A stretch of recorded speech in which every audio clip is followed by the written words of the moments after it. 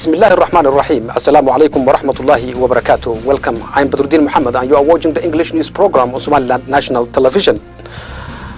These are the stories making headlines. The General Solicitor of Somaliland in a press conference denied reports published by the local media. The Minister of National Planning closes 5 days training. New Syrian chemical arms removal plan, Islamic proposal to remove arsenal within 100 days.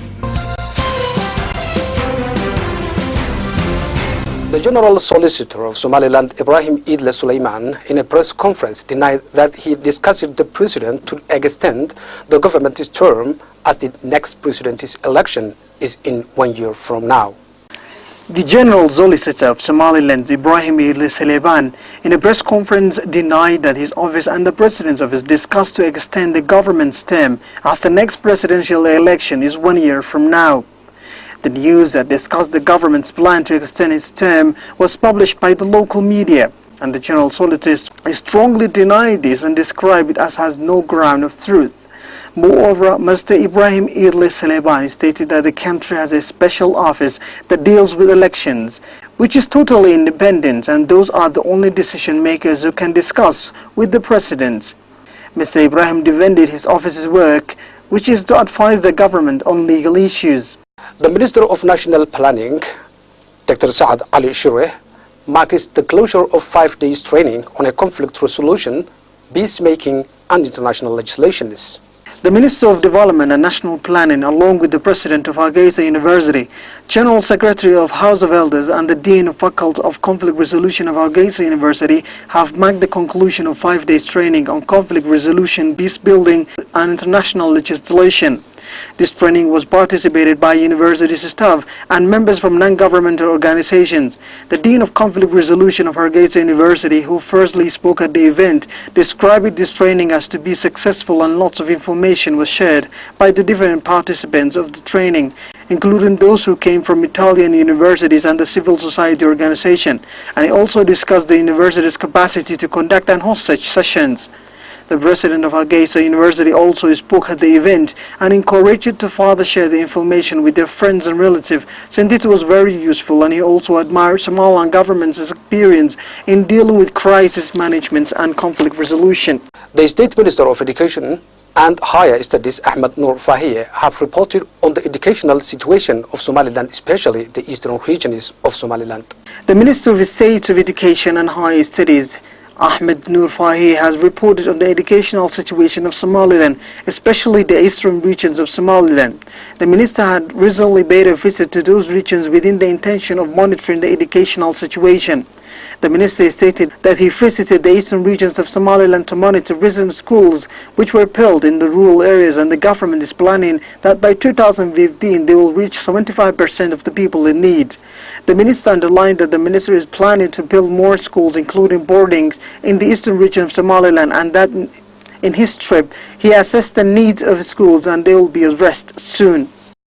The chairman of Somaliland diaspora in Djibouti provided honorary certificate to Admiral Ahmed Aw Isman Abdi. The chairman of Somaliland diaspora in Djibouti provided an honorary certificate with Admiral Ahmed Aw Isman Abdi. The chairman of Somaliland diaspora in Djibouti, Abdul Nasir Ahmed Ibrahim, who firstly spoke at the event, described that the role of Somaliland's diaspora in Djibouti in contributing the development of the country.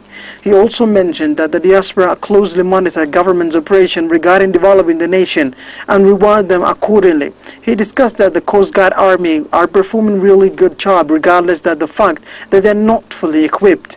Admiral Ahmed Aw Isman, who also spoke at the event, thanked the diaspora and promised that this will only further motivate them to further perform their work. You are still watching the English news program on Somaliland National Television, the only Somali-speaking channel with an English news program. And now for our international headlines in detail.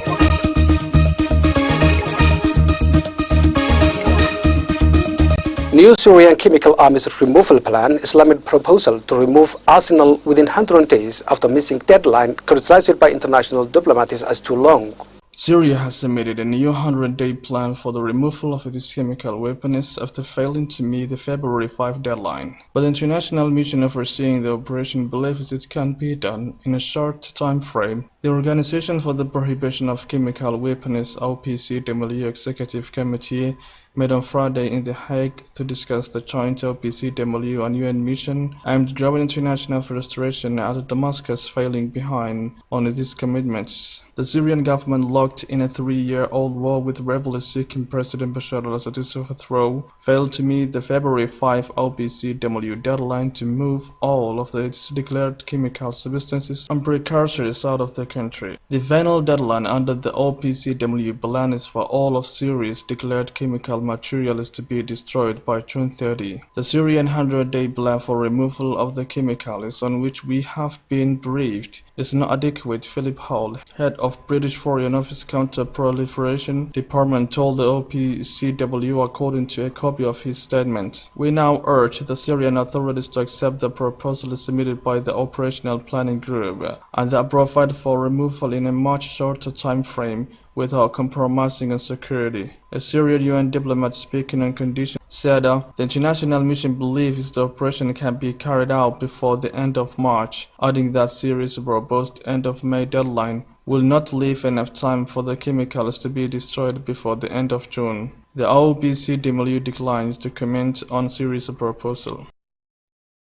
Yanukovych missing as resignation demanded whereabouts of Ukraine's president unknown as opposition claims he has left Kiev and demands elections. Ukrainian opposition leader Vitaly Klitschko has said that President Viktor Yanukovych has left Kiev and that the country must hold early elections. Today he left the capital. Klitschko told an emergency session of parliament which was debating an opposition motion calling on Yanukovych to resign on Saturday. Millions of Ukrainians see only one choice: early presidential and parliamentary elections. Yanukovych's whereabouts were not known, though he had been due to visit the northeastern city of Kharkiv. His residency outside the capital was empty and unguarded, and journalists were entering freely, local media reported. Parliament was sitting on Saturday in the wake of a deal to end days of carnage in the capital. Thousands of protesters on Kiev's Independence Square are demanding Yanukovych go immediately, skeptical of a European Union procured accord under which the embattled leader agreed to give up powers, hold early elections by the end of the year, and form a government of national unity. The UDAR, opposition party of Klitschko, submitted a parliamentary resolution calling on Yanukovych to quit to clear the way for early elections. That is the end of our news. Thank you for watching. Until next time, Assalamu alaikum wa rahmatullahi wa barakatuh.